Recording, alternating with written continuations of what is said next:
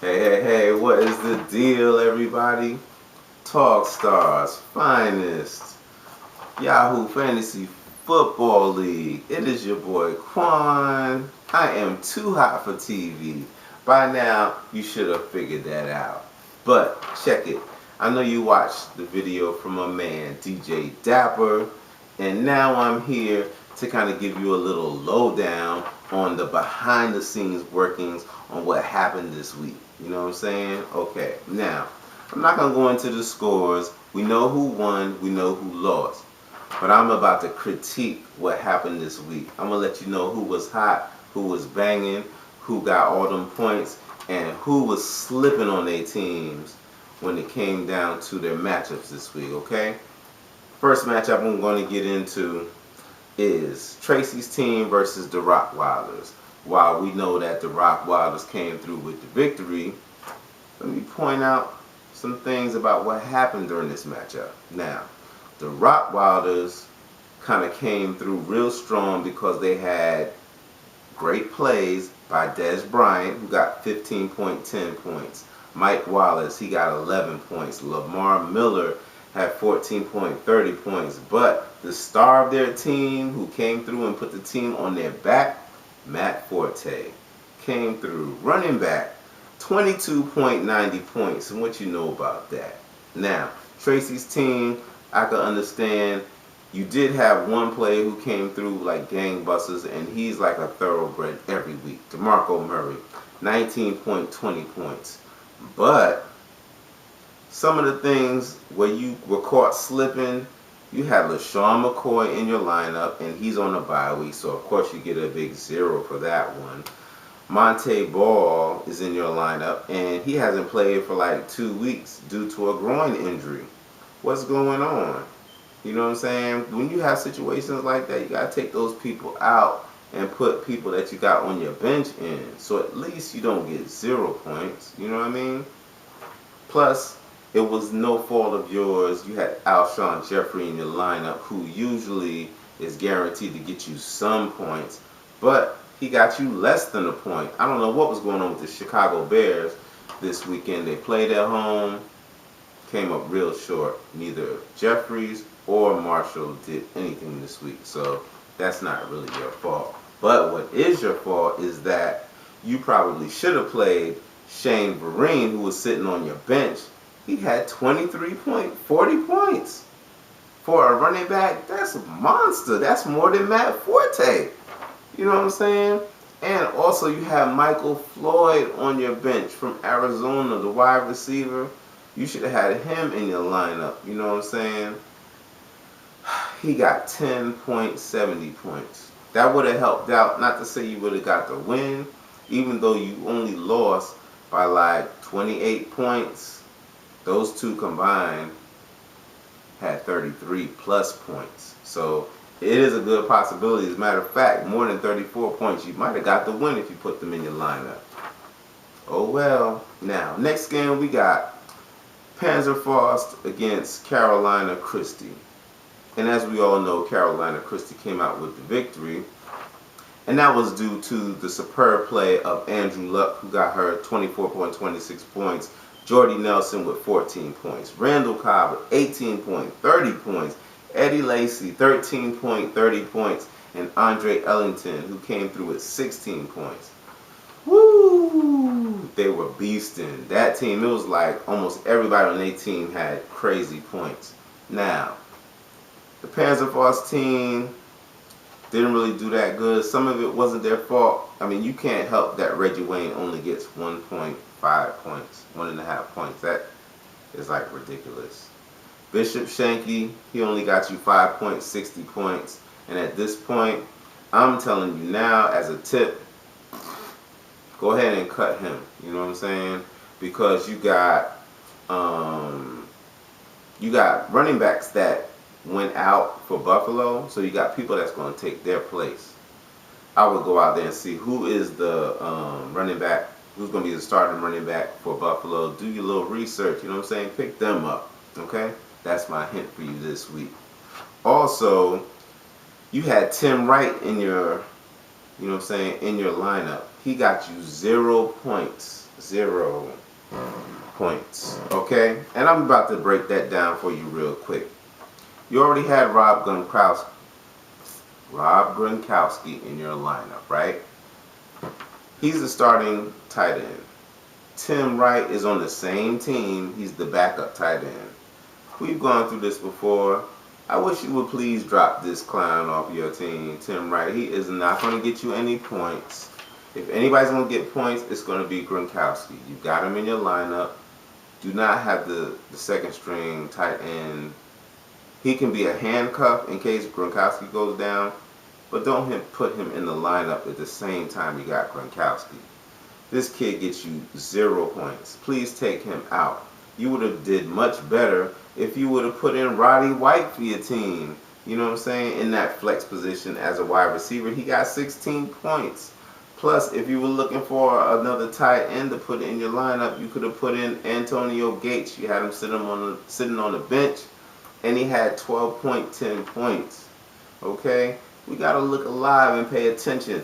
You know what I'm saying? Do a little research. Find out who is doing the damn thing. Antonio Gates, he's like a tight end legend. You know what I'm saying?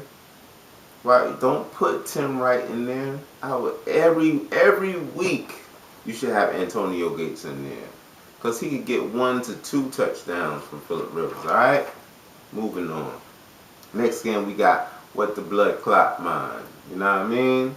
Against Team Boss. Team Boss came out victorious, and that is due to the excellent play and record-setting play of Peyton Manning, who got 36.32 points, who also took over Brett Favre's touchdown record in the NFL for 508 throws, I think it was. I think he ended the game with 510 or 511. Oh my gosh, it didn't really make a difference. Peyton Manning is the man. Regardless, that's who helped Team Boss come to this victory, along with Demaryius Thomas, who received 2 of Peyton Manning's touchdowns. He scored 29.10 points. And Arian Foster, who on Monday night got 15.50 points. Now, What the Blood Clot, I could understand you were in dire straits, and it's more than understandable. When you have Isaiah Crowell from Cleveland getting you 2.30 points, John Brown, wide receiver from Arizona, he had maybe like 1 big game. Please, my tip to you, cut that 0. You know what I'm saying? Please do not give him any more play on your starting lineup. 3.60 points? Ridiculous. Julian Edelman only got you 4.20 points. He's a sometimey, you know what I'm saying, wide receiver. You need to look somewhere else. You know what I'm saying? Put that cat on your bench, unless New England is going against just a team who gives up the most points, the top 5 points to wide receivers or something like that. You know what I mean? Now, also, you had San Diego in your lineup. They only got you 3 points. That's no fault of yours. I guess you did what you could. You know what I mean? And I would look to your bench to let you know who you could have put in place of those other people. But really, there wasn't too much hope on your bench either. And this isn't a diss, but it's just you were a victim of circumstance this week, really, because you had the best tight end in the game, Jimmy Graham, which was smart to put him on, you know what I'm saying, on your bench, because he left the game week before with an injury. Who knows what he's going to do this week, and he did absolutely nothing. 0. You had Percy Harvin, who on Friday was traded to the Jets, who had already played on Thursday night, so he couldn't get any points for the Jets. He couldn't get any points for the Seahawks on Sunday. So what were you left to do? Put him on the bench. That was a smart move, but he got 0 points. Calvin Johnson, who was injured, got 0 points. And Jeremy Maclin, wide receiver for the Philly, you couldn't really put him in either because Philly had a bye week. So hopefully this week you'll be able to get some of your stars and, you know what I'm saying, smack some stints in them. get them on that field, get them working. You know what I'm saying? Now, in the game of the week, as you saw in Dapper D's, DJ Dapper's videos, Too Hot for TV going against the Blue Wall, and you know what I'm saying? Like he said on Facebook, you know what I'm saying? What do you say? I